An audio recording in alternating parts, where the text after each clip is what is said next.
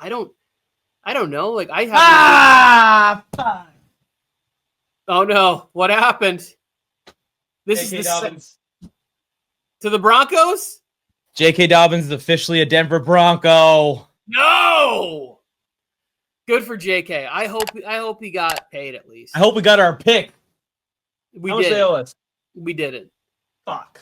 You don't we didn't get the pick, and we lose J.K. Yes. Yeah. So that rule is if it only works from the draft until June 1st. So he was free to It's all right. It's all right. It's all right. Denver fans will find out why we let J.K. Dobbins go the first time we blitz him. Get ready. Getting heated up. First play, Derwin James. Good luck. You know all those times that Derwin went easy on you in practice and pass pro? Done now. This is a good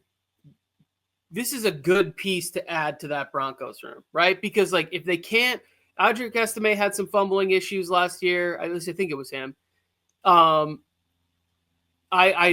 Harvey was one of my favorite third round. Like I was like, hey, this is a guy that you would hope you could get in the third round. I think they drafted him at 60 or something in the second round. I think RJ Harvey is going to be a very good player in the NFL. J.K. Dobbins. This just adds to the level of competition that when the Chargers are beating teams like this in the season, I don't then want to hear at the end of the year people going, well, the Chargers didn't beat anybody all year. And it's like, well, they beat your darling Bengals that everybody was like, if they just had this, they'd be a Super Bowl contending team. And then like, well, the Broncos have made such good strides. And it's like, well, they beat the Broncos twice. It's like, they beat teams, like now when they beat this team, there'll be more names for those people on TV to be like, oh yeah, we know more of these players. This is a good victory here. Go ahead, stack them up so we can knock them all down. Also, Broncos fans are in my comment section saying that RJ Harvey's going for 1,300 yards this year. I'm just saying, I might want to kill that narrative.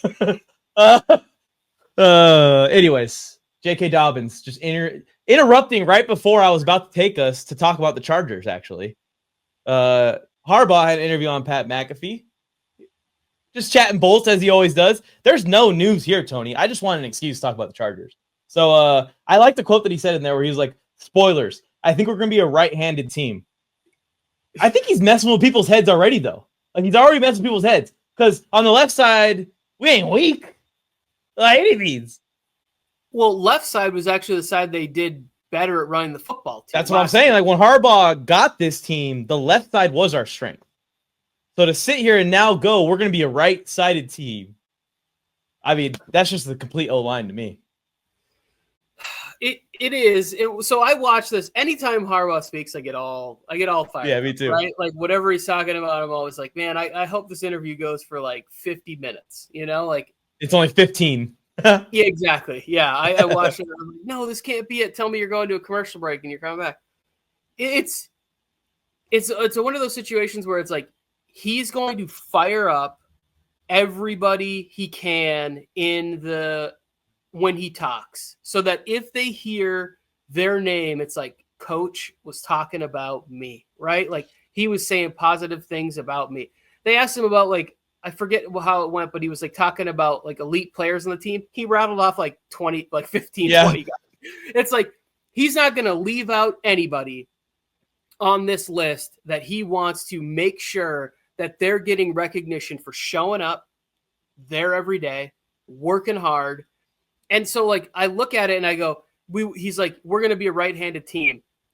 I think all of the league knows. They're like, wait, they got 700 pounds of human being over there. They're not just big guys. These are athletic, like high-end talents, like skill level. These are run-first linemen, as they say. Yes, these guys you have Joe Alt having a full offseason where he's just training for football. He's not training for combine stuff. He's able to get stronger. He's able to refine technique. Greg Groom was talking about Joe Alt sat down and watched every single snap he took in the NFL, looking at areas where he could get better. Like as a fan, those type of things fire you up. It's like he's watching every single snap to be like, how could I be this much better? Mekhi Becton comes in, plays next to him. As fans, they always focus on what they don't have. Every fan's idea is like, we want the perfect. How could Bozeman be our starting center? It's going to be the same thing as last year. It's like, guys, everybody has the chance to improve. Even if it's not improving on their own ability, it's improving on their like functionality within the offense of it being year 2, right? Like everybody can get a little bit better. The idea of moving Zion over to center, I've talked to you about this a lot off camera, where it's like, if Zion can work out at center, you now know you have a long-term piece at the position, and it's not a position you have to look at drafting or getting in next year. The Andre James signing gives you depth at that position, where it's like last year it was like Brandon Hymus, and people were freaking out about that because they hadn't seen that. So like they're putting together a front five that I think it's like, I would prefer that it was Zion at center, and then the left guard position was a battle between Bozeman and Andre James and Trey Pipkins and Jamari Sawyer. And it's like, hey, best guy wins there. And then on game day, it's like, we always want to feel better about backup linemen. Do you remember the conversation we used to have when it was like, Storm Morton is entering the football game, and the text messages? Trey Pipkins. He's coming in the game. He's coming in the game for an injured Trey Pipkins. That's tough. That's a tough pill to swallow. And then it was like on the first 5 rushes, Max Crosby would have like 6.5 pressures. We're like, how's that possible? He only had 5 plays, and somehow he pressured him twice on 1 play. It's like, Herbert juked him and then got pressured again. Yeah, exactly. That's also another thing, is that Herbert's going to get better in the offense. Herbert's going to get more used to everything. We saw him with Joe Lombardi's offense. Say what you say about how passive it was and how we weren't being aggressive and how lackluster it was in the red zone at converting touchdowns, all that stuff. Yeah. All of us were saying that. Herbert himself was orchestrating that thing like a maestro, man. He was efficient as hell, and he continued it in Harbaugh's offense last year. I assume he's going to continue it for his entire career. Last year was like Aaron Rodgers level efficiency numbers. Ooh, it's going to be fun. Yeah. So if you allow him to have a second year in the offense, which we only saw the one time with Joe Lombardi, the numbers went down as far as like all time, you know, like, yeah.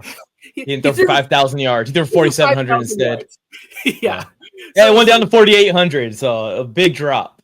Yeah, and then that was the year, too, where he had the crazy rib injury, right? Where it was and like, Michael Badgley out there at slot. Yes, and things went downhill as far as, like, talent-wise that he was working with, so the numbers went down. But they were still 10-7. My Mike jersey. Oh, no, I thought there was more news. I'm like, wait, the Broncos signed Jair Alexander, too? No. The Keenan Allen one's coming. I just spilled coffee on my Mike Williams jersey during the Charger segment. A lot's going wrong during the Charger segment right now. But what's going well is another one is I saw Harbaugh, and this is a quote, saying that Caldwell, our rookie D tackle, he has become best friends with Ben Herbert. And I kind of think that the entire D-line room now is best friends with Ben Herbert, because it seems like it's just like Ben Herbert's best friends list continues to grow. It's Thule and Khalil Mack, and now Caldwell's on the list. Justin Aboybe. Yeah, he's on the list. Yeah, they talked about him putting on 20 pounds of mass, which is exciting. Ben Herbert's best friends is the entire defensive line room.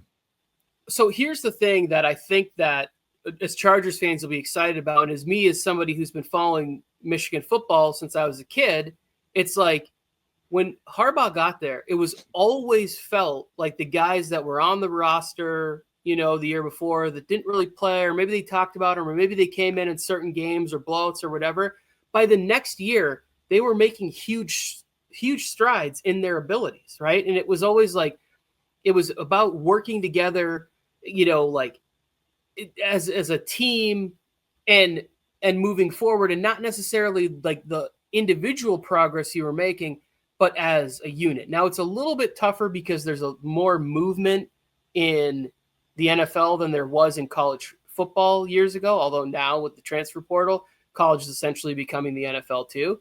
But like you will see guys that he's investing in make jumps from year 1 to year 2 whether they were playing last year, so that's guys that we can be excited about still, and Cam Hart and Tarheeb still, but also the guys that we didn't see a ton from, guys like Justin Aboybe. Like, we knew this was probably going to be a little bit of a process for him to figure out the weight, where was he going to play at, get NFL strong. So if Jamari Caldwell can come in and he's a guy that, like, okay, yeah, they want him out there just on rundowns, out there trying to stuff the run, then great. But maybe in year 2, that's where we see him start to work on more of the pass rush moves and refining certain things. But if year 1, he can get out there and be able to be like, have baseline, like, I feel like all these guys are a certain level of strength, but you start to get better at learning how to use that strength, how to have better balance, different ways that you're going to attack, your pad level, all of those things that you might have gotten away with some poor technique in college. When you really start to hone in on the NFL, you can take your game to another level. And I just think Jamari Caldwell is a guy that is like, you listen to that interview that he did when he first got there, no nonsense, was all about working, didn't care about the other stuff, was like, guys, I'm just here. Like this, I'm living my dream, and I'm ready to just get out here and just try and kick as much ass as I possibly can. Yeah, and all that's before you even bring up, we got Junior Colson also developing behind our linebacker group. Like, there's guys in the depth chart that are going to be the future of this franchise potentially still that Chargers fans don't even know about. The NFL definitely doesn't know about. Even Trey Lance getting shout outs in this interview, Tony. Yeah, that was more brought on by them. He kind of didn't. Who's the QB2? Who's the QB2? Taylor Heineke's the QB2. Yeah, right. Yeah, I don't think to me, it's not even really a question, because you're looking for somebody that's going to have proof that they've operated an NFL offense at a high level, and Trey Lance has never proven it. Yeah. Now, this is also year 2. This is year 2 for Heineke in the offense, too. Yeah, but let's say hypothetically Trey Lance has an amazing preseason. That to me sounds more like a team might be reaching out for a trade of Trey Lance than they would the other thing. Fist pump. There's just news going like crazy. Rashawn Slater's back. He's not going to be missing minicamp. There we go. Yeah. Oh. He's going to report, going to show up. And I don't have any doubts about Rashawn Slater. Me neither. Like, he's going to be fine. One of the other guys I want to talk about was, like, we saw the jump when the new staff came in for a guy like Deion Henley, where last year at camp, like, going in, everybody was like, Junior Colson's drafted. He's going to be the green dot. And it's like, he has some unfortunate stuff with the appendix or whatever, and they give the opportunity to Deion Henley. Deion Henley can also get better than what he was last year. He can go from being that borderline Pro Bowl guy, which you and I both thought he was going to make the Pro Bowl last year. He did not. Mm-hmm. But now that he's on the radar, if he follows that up with a season where he improves even a little bit more, it's like now all of a sudden you're looking at a guy that's bumping his head on the All-Pro 2, slot. It's like that's what we're hoping, that all of these guys are leveling up because they're committed to what's going on and that they're in a program that works, that is repeatable, and you're just trying to get those players in there. And like I was saying to you a few days ago, it was like, the problem is like there's going to be players that are going to get cut from this roster that the fans are going to be pissed about. They're going to be like, how could we possibly, like, this guy's going to – and a good portion of those guys will either end up on practice squads or unfortunately will end up probably making other teams 53-man rosters. And that's the good problem that the best teams try to build. Have too many. Yeah, have too many players. Hey, we're building, and the thing is we're not even starting here at this like normal teams, 7 wins, 8 wins would be a great turnaround after a 5-win season. No, we're starting at an 11-win team, and we're leveling up, and we're going from there. I can't wait for the season to start. It's going to be one of the best teams in the league. Unbiased take. Bill Flames, I'm with Mike on the mic. With something brand new, one time for your mind. He gave you fair warning. Now it's time to smack him in the mouth with that raw sports talk from the town. Sweet chin music to your favorite sports cast.